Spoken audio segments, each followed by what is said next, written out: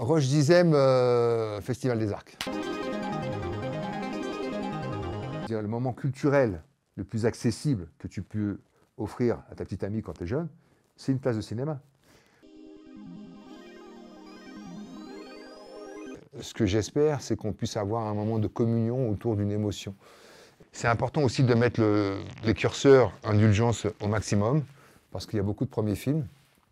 Donc regardez les films avec le regard plein ouais, une forme de passion, mais aussi une forme de soutien. J'ai plus envie de soutenir de jeunes cinéastes, envie de les accompagner, envie de les encourager plutôt que de les juger. Il y a des films qui ont trouvé une place, et des metteurs en scène qui ont été révélés surtout par les festivals. Aujourd'hui, c'est un support qui peut être capital pour la vie d'un film. Un festival comme celui des Arcs ou d'autres comme ça qui ont une notoriété peut-être un peu moins grande, c'est important, l'accumulation de ces festivals et de cette présentation auprès d'un public et auprès de professionnels fait qu'un film va voir le jour, trouver un distributeur et parfois avoir une vie majestueuse. Il y a 2-3 films comme ça où j'ai vu des idées que j'aurais aimé avoir.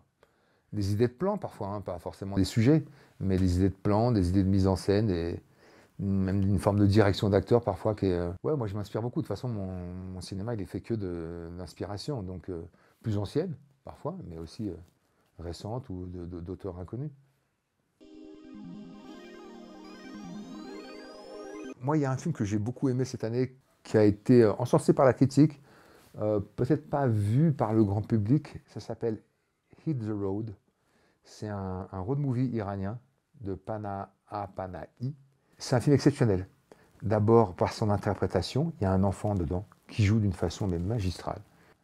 Moi, je ne suis pas dingue des films avec des enfants, mais là, il a une forme de maturité dans son jeu. Il passe par pas mal d'émotions, la colère, l'humour. Il y a beaucoup d'humour dans ce film. Il y a beaucoup de mystère aussi. Tout se passe dans une région assez désertique. On ne sait pas où ils vont, on ne sait pas pourquoi ils y vont, mais ils y vont. Et c'est un film à 4 personnages comme ça, le chauffeur, le père, l'enfant, la mère.